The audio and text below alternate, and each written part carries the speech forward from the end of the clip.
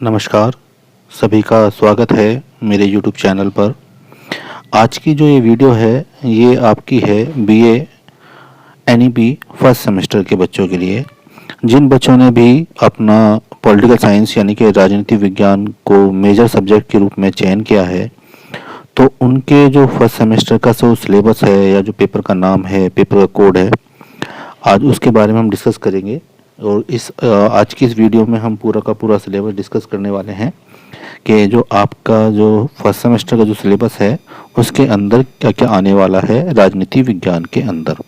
तो जो राजनीति विज्ञान का जो आपका पेपर होगा उसका जो पेपर का नाम है वो है आपका Indian national movement and constitution of India, यानी कि जो हमारे जो है भारत के जो राष्ट्रीय आंदोलन है उनके बारे में। और दूसरा है जो भारत का संविधान बना उसका जो विकास हुआ, तो उसको संविधान किस तरह से वो डेवलप हुआ है, किस तरह से वो कहाँ कहाँ से उसकी नींव पड़ी है, वो सारा का सारा इस पेपर का कोड आप देख सकते हैं। ये है आपका A060101T। तो ये सारा का सारा आपका है राजनीति विज्ञान के फर्स्ट सेमेस्टर का पेपर का कोड, पेपर का नाम। तो चलिए हम इसकी जो है टोटल यूनिट जो है लगभग इसके अंदर 8 यूनिट दी गई हैं, जिनके अंदर कुछ टॉपिक्स हैं जिनको आपको पढ़ना है। तो उन टॉपिक को हम डिस्कस कर लेते हैं बारी बारी से। जो इसमें जो आपकी यूनिट नंबर फर्स्ट है उसमें जो आप देख सकते हैं इसमें आपको क्या क्या, तो मैंने जो आपका सिलेबस है ऑलमोस्ट ज़्यादातर जो है आपका इंग्लिश और हिंदी दोनों भाषाओं में आपको बनाया है। जैसे है genesis growth and the political culture trends in the Indian national movement.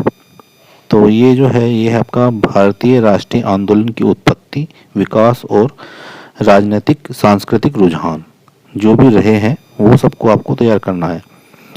दूसरा इसमें जो आपकी यूनिट नंबर 2 है उसका जो सिलेबस है आपका वो है stages of constitutional development, making of the constitutions and citizenship, यानी कि जो संवैधानिक विकास के चरण हैं उनको आपको भली भांति समझना है, कौन कौन से चरण हैं उसके।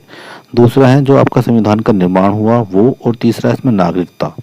इन पर मुख्य फोकस है यूनिट नंबर 2 के अंदर। उसके बाद जो आपका तीसरी यूनिट है उसके अंदर जो आपके दिए गए हैं वो है आपके फंडामेंटल राइट यानी कि मौलिक अधिकार। दूसरा है फंडामेंटल ड्यूटीज़, मौलिक कर्तव्य। और तीसरा है directive principle of state policy, यानी कि राज्य के नीति निर्देशक सिद्धांत।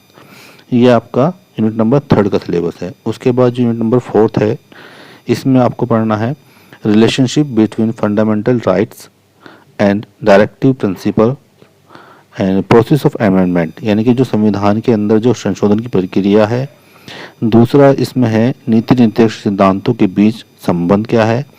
और एक है इसमें मौलिक अधिकारों को, जो आपके मौलिक अधिकार हैं, और दूसरा जो है राज्य के नीति निर्देशक सिद्धांत है उनके जो बीच में संबंध है उसको आपको बताना है।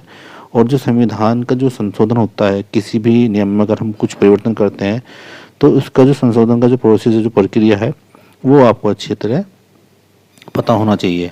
उसके बाद जो इसमें यूनिट नंबर 5 है उसमें है यूनियन लेजिस्लेचर एंड एग्जीक्यूटिव, यानी कि जिसके अंदर आते हैं आपके पार्लियामेंट है, इसमें स्पीकर है, प्रेसिडेंट है और प्राइम मिनिस्टर है। संघीय विधायिका जिसमें और कार्यपालिका, इसमें संसद है, अध्यक्ष है, राष्ट्रपति और प्रधानमंत्री इसके अंदर आते हैं। उसके बाद यूनिट नंबर 6 है इसमें है आपका state legislature and executive, legislative assembly, governor, chief minister. इसमें राज्य विधानमंडल और कार्यपालिकाओं की जो विधानसभा है, राज्यपाल है और मुख्यमंत्री इसके अंदर आते हैं। उसके बाद जो आपकी यूनिट नंबर 7 है उसमें आपका जुडिशरी आ गया। इसमें आपका सुप्रीम कोर्ट है, हाई कोर्ट है, रिट्स है और जुडिशियल रिव्यू है, PIL है और जुडिशियल रिफॉर्म्स हैं। उसके इसका जो हिंदी में होगा वो होगा न्यायपालिका में जो है सर्वोच्च न्यायालय, उच्च न्यायालय, रिट, न्यायिक समीक्षा, जनहित याचिका और न्यायिक सुधार। और लास्ट में जो उसका यूनिट नंबर 8 है वो है federalism in India, centre state relationship, administrative, legislative, financial, election commission, यानी कि भारत में संघवाद, केंद्र राज्य संबंध, प्रशासनिक, विधायी और वित्तीय चुनाव आयोग। ये सारे के सारे जो भी बॉडीज़ हैं जो हमारे देश को गवर्न कर रही हैं उनके बारे में, सभी के बारे में आपको पढ़ना है। तो जहाँ तक मेरा मानना है, जो अभी आपका जो रूल बदले हैं उनके बारे में मैं किसी एक वीडियो में आपको बताऊंगा कि क्या क्या चीज़ें परिवर्तन में आ रही हैं इस बार का एग्ज़ाम में आपके, जो कि आपका सीसीएस यूनिवर्सिटी से होने वाले जो एग्ज़ाम है। तो उनके बारे में भी जानने के लिए आप मेरे जो चैनल पर सब्सक्राइब कर लें इसको, ताकि आगे आने वाली वीडियो में भी आपको मिलेगा। इसके जो इम्पोर्टेंट नोट्स हैं वो भी मैं आपको बनाकर उस पर डाल दूँगा। तो आज की वीडियो में यहीं तक। जुड़ने के लिए धन्यवाद।